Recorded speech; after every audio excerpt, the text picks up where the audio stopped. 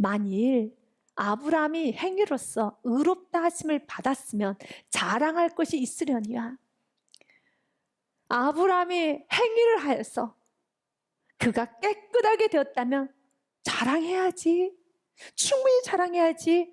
그러나 하나님 앞에서는 없느니라. 없습니다. 아브라함은 자랑할 것이 없습니다. 아브라함은 우상의 집안에서 태어나서 우상만 섬기는 자였습니다. 그런데 어느 날 하나님께서 아브라함에게 나타나셨습니다. 맥락 없이 나타나셨습니다. 기승전이 없습니다. 결론만 있습니다. 창세기 12장의 말씀에 보면은 왜 아브라함을 만나셨고 어떤 이유로 아브라함을 만나셨으며 어떤 아브라함의 어떤 역사가 있는가 전혀 성경 언급되어 있지 않습니다. 맥락 없이 하나님께서는 아브라함을 부르셨어요. 이것이 은혜이죠. 우리를 하나님이 선택하신 겁니다.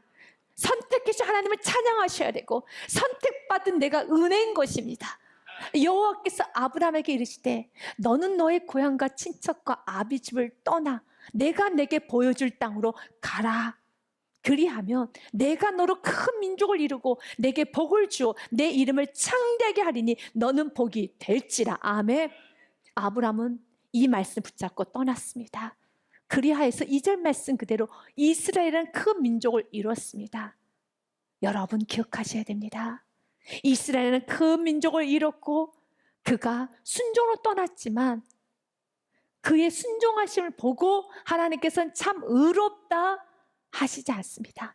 그가 떠날 수 있었던 이유, 순종할 수 있었던 이유는 한 가지입니다. 히브리서 12장 8절 말씀에 보니 기록해 놓았습니다. 아브라함이 떠났던 이유, 떠날 수 있었던 그 힘이 어디서부터 왔는가? 내가 신앙생활하고 여기까지 예배자로서 살아왔더라면 이것은 여러분의 힘이 아닙니다. 여러분이 부족하지만 순종의 삶을 살았더라면 이건 여러분의 행위, 여러분의 공로가 아닙니다. 아브라함이 순종할 수 있었던 것은 믿음이었습니다. 믿음으로 아브라함은 부르심을 받았을 때 순종하여 장래 유업으로 받을 땅에 나아갈새 갈 바를 알지 못하지만 나아갔으며, 무엇으로 나아갔습니까? 믿음으로 나갔죠. 하나님을 믿었습니다. 그가 순종하였기 때문에 하나님께서 그를 의롭다 한 것이 아닙니다. 하나님을 믿었습니다. 내가 어디로 가야 될지, 앞으로 어떤 일이 펼쳐질지, 누구를 만나게 될지, 어떤 일이 일어나게 될지 아무것도 모르지만, 갈 바를 알지 못하지만 그는 나아갔습니다. 믿음으로 나아갔습니다. 창세기 15장 말씀에 보면 하나님께서 말합니다. 아브라함이 여호와를 믿으니 여호와께서는 아브라함 일을 그의 의로 여겨주신 것입니다. 하나님께서 내가 하나님 믿습니다 했더니 하나님은 너 참 의로워, 너는 의로운 자야 라고 말씀하시는 겁니다. 주님은 우리가 믿음으로 살기 원합니다. 이 말씀을 왜 우리에게 선포합니까? 유대인만 들으라는 말씀 아닙니다. 하나님의 공로를 외면하고 무시하고 자신의 특권만 자랑하고 자신의 행위만 자랑하는 유대인만 들으라는 말씀 아닙니다. 바로 저와 여러분, 구원받은 우리들, 하나님의 공로와 하나님의 수고로 우리가 구원을 받았어요. 예수 그리스도에서 십자가에서 죽으시는 그 피의 공로, 피의 수고로 우리가 구원을 받았습니다. 물론 압니다. 지식으로 압니다.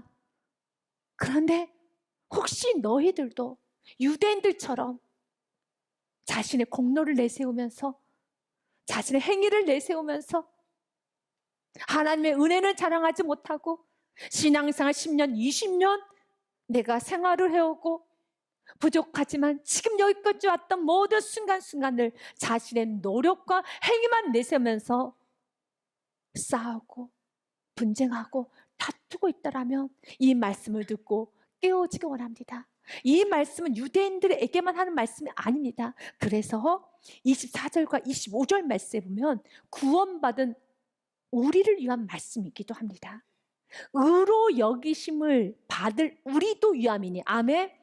의로 여기심을 받을 우리, 구원받은 우리, 의롭게 되어진 우리, 앞으로 의롭게 되어질 구원받게 될 그 누군가를 위함이니, 구원을 받았습니다. 구원을 받고 은혜로 구원을 받았으면 그 은혜 끝까지, 천국하는 그날까지 은혜만 자랑해야 되는데, 은혜를 다 저버리고 행위와 공로에 빠져서 무섭게 신앙이 나락으로 떨어지는 것을 너무 잘 알고 있었기 때문에 구원받은 우리를 위함이고, 앞으로 구원받게 될, 의로 여기심을 받게 될 우리도 위함이니, 곧 예수 우리 주를 죽은 자 가운데 살리신 이를 믿는 자니라. 여러분 누구를 믿고 있습니까? 예수 우리 주를 죽은 자 가운데 살리신 예수를 믿고 있죠. 그 예수를 믿고 있는 우리를 위한 말씀이 오늘 말씀이라는 겁니다. 행위를 버리라는 겁니다. 은혜를 자랑하지 공로를 내세우면 안 된다는 것이죠. 그러면서 25절에 기억하기 원합니다. 예수는 우리가 범죄한 것 때문에, 믿으십니까? 내가 범죄해서 내가 인생 곳곳에 펑펑 있은 말만 많이 나왔어요. 얼마나 불순종했는지 몰라요. 수치스러웠던 많은 과거와 수많은 죄들, 우리가 범죄한 것 때문에 예수님이 내 주님이 되고, 또한 나를 의롭다 하시기 위하여 살아나셨느니라. 하나님이 하셨습니다. 하나님의 공로입니다. 하나님의 수고입니다. 하나님의 은혜를 자랑해야 되겠습니다. 주님은 우리가 이 땅에서 어리석은 유대인들처럼 나는 아브라함의 후손이야, 특권의식에 사로잡혀 있기를 원하지 않습니다. 그리고 나의 신앙의 행위를 자랑하기를 원하지 않습니다. 예수님께서는 바리새인들 향해서 무서운 책망을 했던 사건이 요한복음 말씀에 보면 있습니다. 유대인들 향해서 책망했던 말씀인 것입니다. 유대인들의 최고의 자랑은 아브라함이고 본인이 아브라함의 후손이라는 것, 그래서 아브라함의 품에 안겨있는 것이 곧 구원받았다라는 생각을 할 정도로 아브라함을 위대하게 생각했었죠. 그때 예수님께서는 이렇게 말합니다. 너희들이 아브라함의 후손이라면 아브라함과 닮은 점이 있어야 되겠다. 아브라함은 나 예수를 보고 너희들처럼 이렇게 행동하지 않았어. 나를 보고 기뻐했어. 나를 보고 예배했어. 너희들처럼 나를 죽이려고 하고 하지는 않아. 내 앞에서 엎드려 경배했어. 라는 말을 하자 유대인들이 이르되, 내가 아직 50세도 못 되었는데 아브라함을 보았느냐? 라고 말합니다. 그때 예수님께서 이르시되, 진실로 진실로 너희에게 이르노니 아브라함이 나기 전부터 내가 있느니라 하시니. 여러분 이 말씀에 아멘 할 수 있습니까? 아멘. 누가 아브라함을 키우셨습니까? 하나님이 키우셨습니다. 하나님이 양육하셨습니다. 하나님은 아브라함을 아브라함 되게 하셨습니다. 하나님의 작품인 것입니다. 그런데 이 말씀을 하자 세상에 하나님이신 예수님을, 이 땅에 오신 예수님을 그들이 돌을 들어 치려 하거늘 예수께서 숨어 성전에 나가시니라. 그렇기 때문에 나에게 믿음만 있다는 믿음만 주장하면 안 되는 겁니다. 물론 구원은 믿음으로 받습니다. 하지만 좀 더 정확하게 분명히 아십시오. 누구를 믿는가? 믿음의 대상이 명확해야 되는 겁니다. 그래서 바른 지식이 바른 구원으로 가는 겁니다. 하나님을 믿음으로, 이 땅에 오신 예수 그리스도를 믿음으로 내가 의롭게 되는 것입니다. 그런데 이 믿음 또한도 야고보서 말씀을 통해서 번쩍 눈이 떠져야 됩니다. 유대인들에게 믿음은 대단합니다. 유대인들은 단 한 번도 어떤 순간에도 자신이 하나님의 자녀라는 거, 하나님의 선택을 받은 하나님의 백성이라는 거, 하나님의 존재를 확실히 믿었어요. 흔들리지 않았습니다. 그러나 유대인들의 믿음은 정말 잘못된 믿음입니다.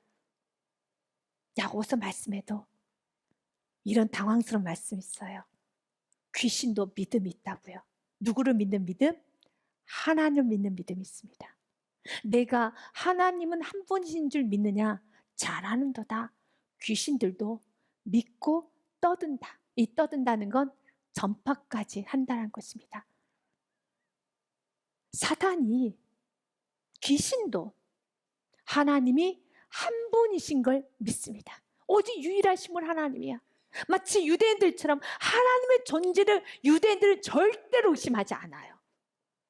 하나님의 자녀라는 건 절대로 의심하지 않습니다. 그들의 믿음은 강력합니다. 그러나 이 강력한 믿음 때문에 그들은 회개를 못해요. 예수를 나의 구원자로 영접하지 못해요. 동일하게 내가 예배를 드리고 있기 때문에, 내가 하나님을 알고 있는 그 지식 때문에, 또한 나는 하나님을 믿어라는 이 믿음 때문에 혹시 내가 예수님을 나의 구원자로 영접할 기회조차 잊어버리고 있지는 않은가도 다시 한번 점검하면서, 여러분, 예수님을 나의 구원자로 영접하십시오.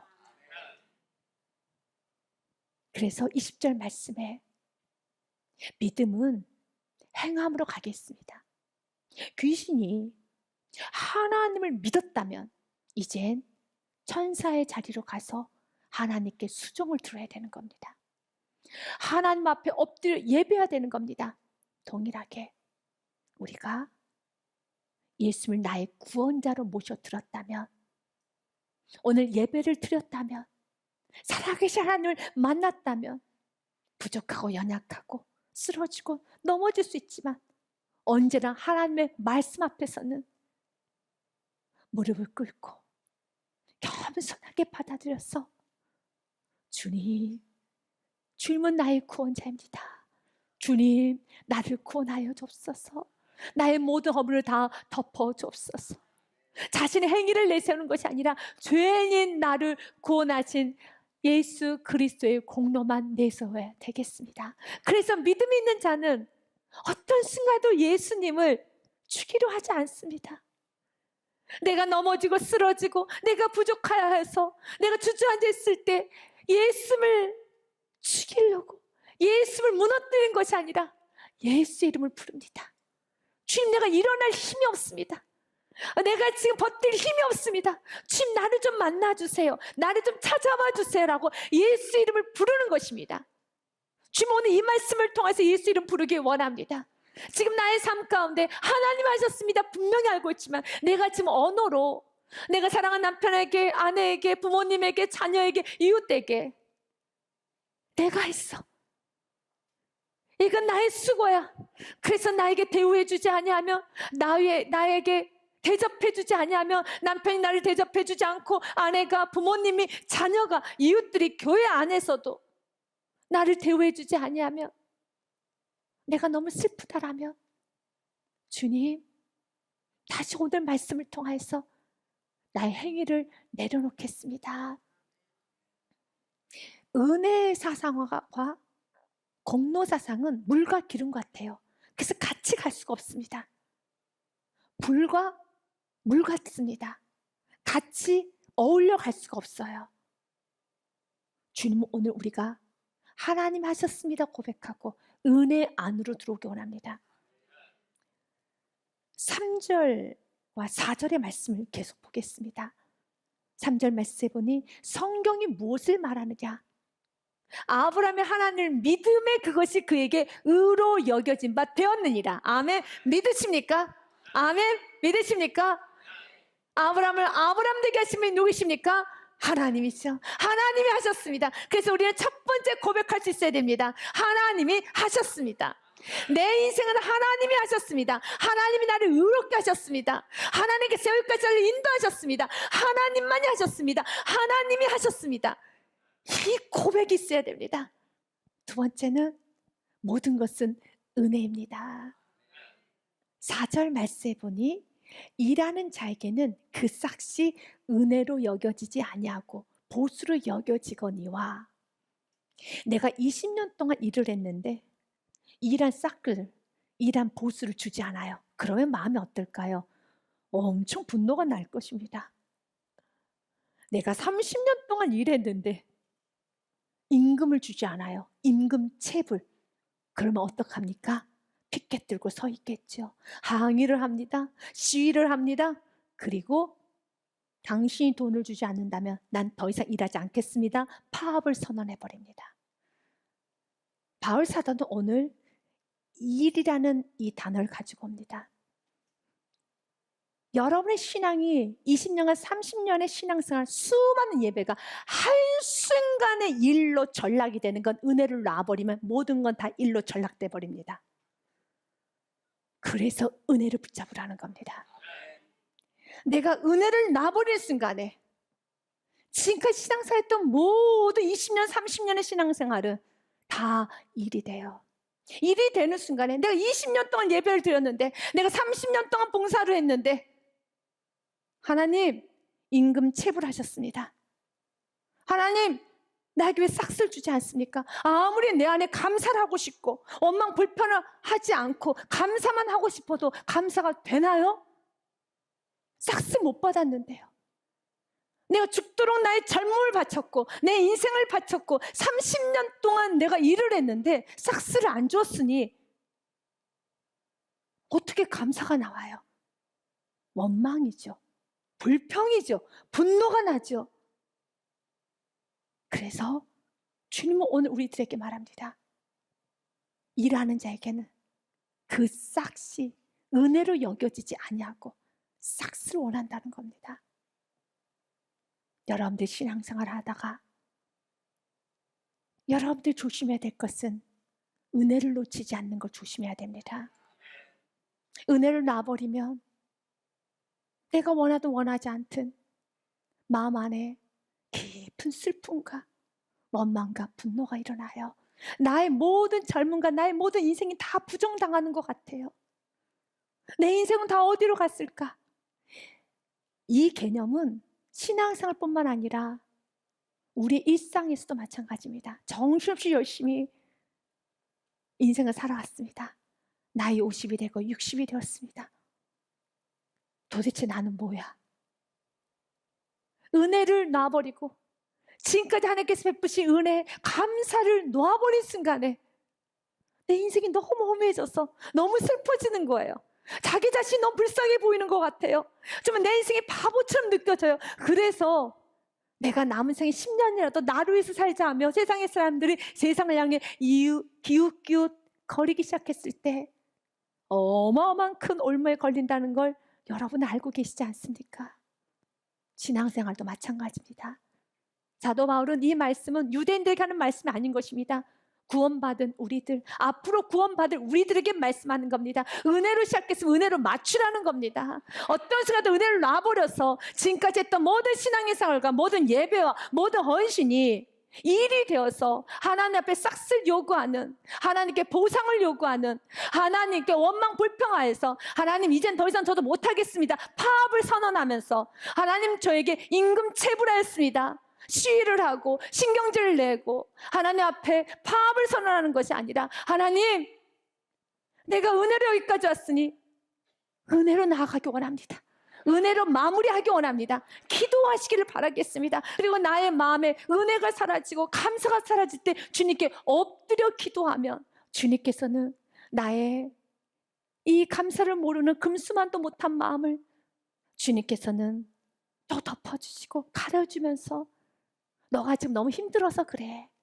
지금 삶이 너무 지쳐서 그래. 너무 지금 사람에게 시달려서 그러는 거야. 알아. 너의 마음 안에 나를 사랑하고 너의 마음 안에 은혜를 붙들고 있다는 거 알아. 지금 잠시 힘들어서 투정 부리는 거 알아라고 하면서 주님께서 덮어주고 가려주고 넘어가는 은혜가 있어야 되는 것입니다. 이것이 행복이라는 것입니다. 시편의 32편의 말씀에 보면 다윗이 이런 말을 합니다. 허물의 사함을 받고 자신의 죄가 가려진 자는 복이 있도다. 최고의 복은 자신의 죄의 가림을 받는 겁니다. 그리고 2절 말씀처럼 마음에 간사함이 없고 여호와께 정죄를 당하지 아니한 자는 복이 있도다. 하나님께서 우리의 죄를 다 돌주시는 인생이 아니라 덮어주고 가려주고 넘어가면서 힘들어서 그렇지, 지쳐서 그렇지, 다시 또 일어났잖아, 괜찮아 라고 덮어주고 가려주고 넘어간 은혜만 있어야 되는 것입니다. 이 은혜를 자랑하셔야 되는 겁니다. 내가 이렇게 수고했는데, 내가 이렇게 행위를 했는데 라고 내세우면은 복이 없습니다. 삶이 행복해지지 않습니다. 오늘 5절 말씀해 보니 일을 아니할지라도 경건하지 아니한 자를 의롭다 하신 이를 믿는 자에게는 그의 믿음을 의로 여기시나니. 하나님, 나는 일한 것이 없습니다. 내가 일한 것은 이스마엘밖에 안 나왔습니다. 내가 육신으로 한 것은 이스마엘밖에 낳지 않았습니다. 내 인생 곳곳에 이스마엘만 펑펑펑펑 나왔습니다. 나는 오직 불신함과 무서움과 두려움과 교만과 이기심으로만 살았습니다. 이런 고백을 할 수 있어야 돼요. 주님, 나는 일한 게 아무것도 없습니다. 나는 아무것도 없습니다. 그런데 일을 아니할지라도 경건하지 아니한 나를 의롭다 쳐주셨습니다. 의롭다 인정해 주셨습니다. 의롭다 인정해 주신 이 하나님 예수 그리스도를 믿는 자에게는 그의 믿음을 보시고 의로 여기시나니. 믿으십니까? 이런 자는 행복한 자입니다. 일할 것이 없이 우리가 아무것도 한 것이 없지만 오직 하나님께서 나를 의롭다 여겨주셨습니다. 이렇게 의로 여기심을 받는 사람의 복에 대하여 다윗이 말한 거 기억하지? 이스라엘 백성들의 또 자랑은 다윗이었습니다. 다윗이 최고로 자랑한 건 자신의 죄에 가려우신 하나님을 찬양했지. 자신의 행위를 내세우고 내가 이스라엘 왕이었습니다. 내가 이렇게 수많은 전쟁을 했습니다. 내 손에 피가 이렇게 철철 넘치도록 이 피 비린내가 날 정도로 내가 이렇게 수고했습니다 라고 한 것이 아니었잖아. 다윗이 내세운 건 한 가지였습니다. 허물의 가림을 받고 죄사함을 받고 주님께 정죄를 받지 않는 자가 복이 있다라고 말한 이 말씀, 너희들도 알고 있지 않느냐? 다윗은 오직 가림을 받는 것만 자랑했습니다. 내가 지은 죄가 너무 많아요. 나의 모든 죄를 가려주신 하나님을 찬양합니다. 내가 한 건 죄밖에 없습니다. 내가 살았던 건 모든 건 다 실수투성이고 허물투성이었습니다. 그런데 그때마다 주님께서 넘어가는 은혜, 덮어지는 은혜, 가려지는 은혜 주신 주님 찬양합니다. 아멘. 주님은 오늘 우리에게 말합니다. 일한 것이 없이 하나님께 의로 여기심을 받는 사람 복에 대하여 다윗이 말한 바, 개역 한글에는 행복이라고 단어가 쓰여 있어요. 여러분 행복하기 원하십니까? 행복한 삶 살기 원합니까? 행복의 시작은 자신의 행위, 자신의 공로를 하나님께 그리고 사랑하는 가족들에게, 이웃들에게 내세우면 불행이 옵니다. 싸움이 와요. 자꾸 다퉈집니다. 마음 안에 분열이 일어나고 마음 안에 감사가 다 없어집니다. 그러나 하나님의 은혜를 자랑하고 하나님의 공로를 자랑하고 오직 하나님 베푸신 놀란 은혜만 내 가슴에 담고 있고 나의 죄를 가림을 받은 것, 이것을 기억하고 살아가면 나의 삶에 행복이 찾아옵니다. 그래서 일한 것이 없지만 하나님께서 오직 은혜로, 하나님의 넓고 크신 한량없는 은혜로 의로 여기심을 받는 사람의 행복에 대하여 다윗이 말한 바 7절입니다. 불법이 사함을 받고 죄가 가리워짐을 받는 사람들은 복이 있고 행복이 있고, 8절 말씀 같이 읽습니다. 주께서 그 죄를 인정하지 아니하실 사람은 복이 있도다함과 같으니라. 아멘. 사랑하는 여러분, 행복하게 사시길 바라겠습니다. 하나님은 여러분이 행복하고 서로 사랑하고 하나 되어서 따뜻한 공동체, 위로의 공동체, 여러분의 가정이 되기 원하고 우리의 교회가 되기 원하며 우리가 머무는 곳이 되기 원합니다. 그 일을 위해서 우리 모두 3가지 고백합시다. 저를 따라하겠습니다. 첫 번째, 하나님이 하셨습니다. 두 번째는 모든 것은 은혜입니다. 세 번째, 나는 행복한 사람입니다. 아멘. 이 세 가지 고백을 매일매일 함으로써 여러분의 삶이 행복해지고 여러분을 통해서 하나님만 높아지는 정말 아름다운 생애를 살아가시기를 주님의 이름으로 축복드립니다.